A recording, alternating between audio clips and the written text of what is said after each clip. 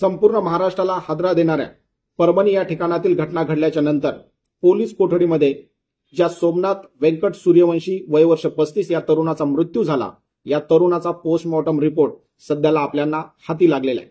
या पोस्टमॉर्टम रिपोर्टमध्ये नेमकं काय नमूद केलेलं आहे, त्याच्यामध्ये काय लिहिलेलं आहे, त्याचबरोबर सोमनाथ व्यंकट सूर्यवंशी या तरुणांसोबत नेमकी घटना काय घडली आणि नक्की त्याचा मृत्यू कशामुळे झालेला आहे यावरती एक दृष्टिक्षेप।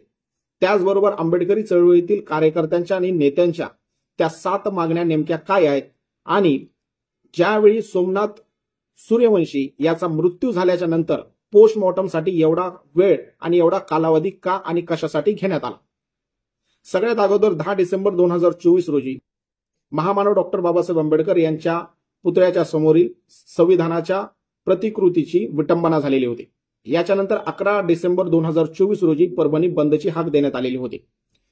या बंदच्या हाकवेळी पोलीस आणि कार्यकर्ते या दोघांमध्ये बाचाबाची झाल्याच्या नंतर कार्यकर्त्यांनी पोलिसांच्या दिशेने दगडफेक केला, रस्त्यावरील असणाऱ्या गाड्यांची तोडफोड केली, दुकानांची तोडफोड केली। त्याचबरोबर पोलिसांनी देखील कार्यकर्त्यांच्या दिशेने अश्रुधुराच्या नळकांड्या टाकल्या, लाठीचार्ज केला आणि कॉम्बिंग ऑपरेशन केलं। साधारणपणे 11 डिसेंबर 2024 ला दुपारी 3च्या नंतर पोलिसांनी कॉम्बिंग ऑपरेशन करण्यासाठी सुरुवात केली। परभणी या ठिकाणातील ज्या ज्या ठिकाणी दलितांची वस्ती मोठ्या प्रमाणात आहे, ज्या ज्या ठिकाणी बौद्धांची वस्ती मोठ्या प्रमाणात आहे, अशा एरियामध्ये पोलिसांनी कॉम्बिंग ऑपरेशन केलं। या कॉम्बिंग ऑपरेशनमध्ये सुरुवातीला साधारणपणे 51 जणांना पोलिसांनी ताब्यामध्ये घेतलं, त्यांच्यावरती विविध प्रकारची कलमे नोंद करण्यात आली। साधारणपणे 11 डिसेंबरच्याच रोजी सोमनाथ व्यंकट सूर्यवंशी वय वर्ष 35 राहणार शंकरनगर परभणी आणि त्याचा परमनंट ऍड्रेस पुणे भोसरी या ठिकाणातील आहे। हा LLB च्या 3ऱ्या वर्षामध्ये शिकत आहे, विद्यार्थी आहे शिवाजी विद्यापीठामध्ये। ज्या दिवशी आंदोलन झालं त्या दिवसाच्या आंदोलनाचे व्हिडिओ आणि फोटो देखील सोशल मीडियावरती भरमसाठ असे व्हायरल झालेले आहेत। यामध्ये सोमनाथ सूर्यवंशी हा रस्त्यावरती एक वही आणि पेन घेऊन आंदोलन करताना आपल्याला दिसतोय। सध्याला न्यूज चॅनलवरती सोमनाथ सूर्यवंशी यांच्या आईने एक मुलाखत दिलेली आहे, एक बाईट दिलेली आहे। त्याच्यामध्ये त्यांचं असं म्हणणं आहे की सोमनाथ सूर्यवंशी हा महामानव डॉक्टर बाबासाहेब आंबेडकर यांना खूप मानत होता, त्यांच्या विचारावरती तो चालण्याचा प्रयत्न करत होता। सोमनाथ सूर्यवंशी यांच्या आईचं असं म्हणणं आहे की महामानव डॉक्टर बाबासाहेब आंबेडकर हे जसे मोठे झाले, शिकून मोठे झाले, त्याच पद्धतीने त्यांच्याच पावलावरती आपण देखील मोठं शिकून समाजासाठी काहीतरी करावं। सोमनाथ सूर्यवंशी हा महामानव डॉक्टर बाबासाहेब आंबेडकर यांची पुस्तके भरमसाठ अशी वाचत होता, त्यांची गाणी ऐकत होता, असं म्हणणं सोमनाथ सूर्यवंशी यांच्या आईचं आहे। साधारणपणे 11 डिसेंबर 2024 रोजी 51 तरुणांना, महिलांना आणि पुरुषांना अटक करण्यात आलेली होती। याच्यामध्ये सोमनाथ व्यंकट सूर्यवंशी याचं देखील नाव होतं। साधारणपणे 2 दिवसांची PCR ही सोमनाथ सूर्यवंशी आणि अन्य लोकांना त्याच्यामध्ये देण्यात आलेली होती। सुरुवातीला परभणी या ठिकाणातील मुंडा या पोलीस स्टेशनमध्ये या सगळ्यांना ठेवण्यात आलेलं होतं। त्याच्यानंतर 2 दिवसाची PCR संपल्याच्या नंतर मात्र या 2 दिवसाच्या PCRच्या कालावधीमध्ये या सोमनाथ सूर्यवंशीला प्रचंड प्रमाणात पोलिसांकडून मारझोड झाली, त्याला बेदम प्रकारची मारहाण करण्यात आली। अशा प्रकारचं वक्तव्य परभणी या ठिकाणातील पॅन्थरचे नेते असणारे वाकोडे साहेब यांनी केलेलं आहे।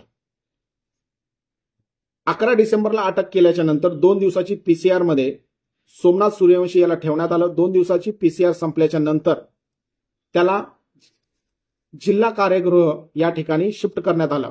मात्र जिल्हा कारागृहामध्ये शिफ्ट करण्याच्या अगोदर त्याचा मेडिकल करणं अपेक्षित होतं, जे की शासकीय रुग्णालयामध्ये करणं अपेक्षित असतं। मात्र पोलिसांच्या वतीने सोमनाथ सूर्यवंशी याचा कोणत्याहीच प्रकारचा मेडिकल न करता त्याला तसंच त्याला कारागृहामध्ये हलवण्यात आलं। स्थानिक नेत्यांच्या आणि त्याचबरोबर वाकोडे साहेब जे की पॅन्थरचे नेते आहेत यांच्या म्हणण्याप्रमाणे साधारणपणे 14 डिसेंबरच्या संध्याकाळीच सोमनाथ व्यंकट सूर्यवंशी याचा मृत्यू झालेला असेल। मात्र 15 डिसेंबरच्या रोजी सकाळी पोलिसांच्या वतीने त्याला हार्ट अटॅक आला आणि त्याचा मृत्यू झाला, अशा प्रकारची बातमी आणि अशा प्रकारची माहिती पोलिसांच्या वतीने देण्यात आलेली आहे।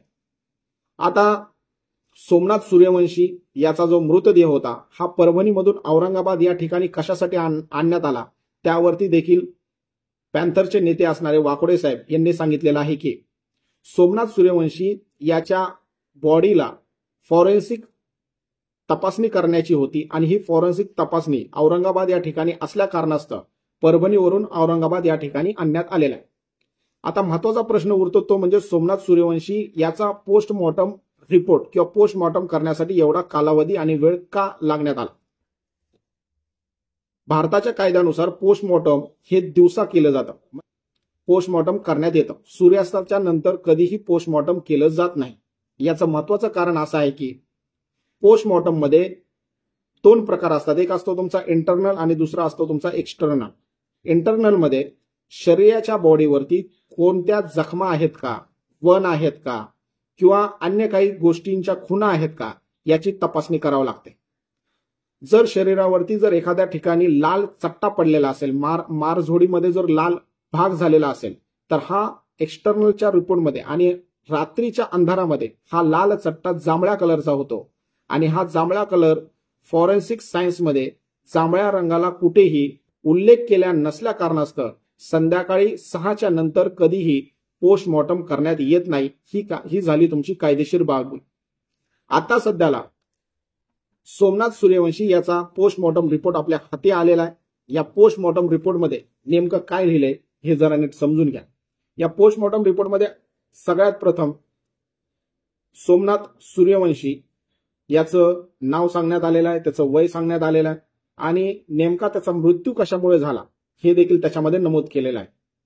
सोमनाथ सूर्यवंशीच्या संदर्भामध्ये या पोस्टमॉर्टम रिपोर्टमध्ये सगळ्यात अगोदर सोमनाथ व्यंकट सूर्यवंशी त्याचा ऍड्रेस लिहिलेला आहे, शंकरनगर परभणी, तालुका परभणी, डिस्ट्रिक्ट परभणी।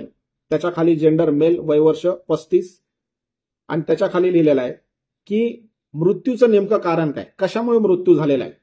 तर त्याच्यामध्ये स्पष्ट उल्लेख करण्यात आलेला आहे की shock following multiple injuries, shock following multiple injuries म्हणजे याचा अर्थ असा आहे की मल्टिपल इंजुरीज झाल्यामुळे सोमनाथ व्यंकट सूर्यवंशी याचा मृत्यू झालेला आहे। आता सध्याला हा जो पोस्टमॉर्टमचा जो रिपोर्ट आलेला आहे हा प्राथमिक अहवाल आहे। साधारणपणे पोस्टमॉर्टमचा रिपोर्ट येण्यासाठी 1 ते 2 महिन्याचा कालावधी जाऊ शकतो आणि या 1 ते 2 महिन्याच्या कालावधीमध्ये पोस्टमॉर्टमचा जो रिपोर्ट येईल तो म्हणजे परफेक्ट आणि पक्का राहील। कारण की पोस्टमॉर्टम मध्ये इंटरनल आणि एक्सटर्नल त्याचप्रमाणे विसारा या प्रकारची देखील त्याच्यामध्ये ह्या पोस्टमॉर्टमचे भाग असतात आणि हा जो रिपोर्ट आलेला आहे हा प्राथमिक अहवाल आहे आणि प्राथमिक अहवालामध्ये डॉक्टरांकडून स्पष्ट त्याच्यामध्ये उल्लेख केलेला आहे की शॉक फॉलोइंग मल्टिपल इंजुरीज। आता आंबेडकरी चळवळीतील कार्यकर्त्यांच्या काही मागण्या आहेत, खास करून परभणी या ठिकाणातील। त्यापैकी पहिली मागणी अशी आहे की सोमनाथ सूर्यवंशी याचा जागेवरती MRI करण्यात यावा, त्याचबरोबरीने त्याच्या बॉडीचे फोटो काढण्यात यावे आणि व्हिडिओग्राफी देखील करण्यात यावी। सोमनाथ सूर्यवंशी याच्यासोबत जे 27 जण त्याच्यासोबत जे बंद होते या 27 जणांचे स्वतंत्र एक एक करून त्या सगळ्यांची जबानी घेण्यात यावी। सोमनाथ सूर्यवंशी याला अटक केल्यापासून ते त्याची मृत्यू होऊपर्यंत त्याला ज्या ज्या ठिकाणी ठेवण्यात आलेलं होतं किंवा घेऊन जाण्यात आलेलं होतं या सगळ्यांची जे ज्या ठिकाणी सीसीटीव्ही मध्ये तो कॅप्चर झालेला असेल या सगळ्या सीसीटीव्ही तपासण्यात याव्या। सोमनाथ सूर्यवंशी याचा मृत्यू नेमका कशामुळे झाला याची तपासणी करण्यासाठी सीआयडीच्या द्वारे त्याची पूर्णतः तपासणी किंवा त्याची पूर्णतः चौकशी करण्यात यावी। आणि 6वी मागणी अशी आहे की सुप्रीम कोर्टाची जी काही नियमावली आहे या सगळ्या गोष्टीमध्ये या सगळ्या गोष्टीची नियमावली त्याच्यामध्ये पाळण्यात यावी। 7वी मागणी अशी आहे की सोमनाथ सूर्यवंशी याचा मृत्यू नेमका कशामुळे झाला आणि या मृत्यूला नेमके कोण जबाबदार आहे, जे कोणी पोलीस ऑफिसर या मृत्यूला जबाबदार असतील या सगळ्यांवरती 302 चा गुन्हा नोंद करण्यात यावा आणि त्यांना तातडीने निलंबित करण्यात यावं।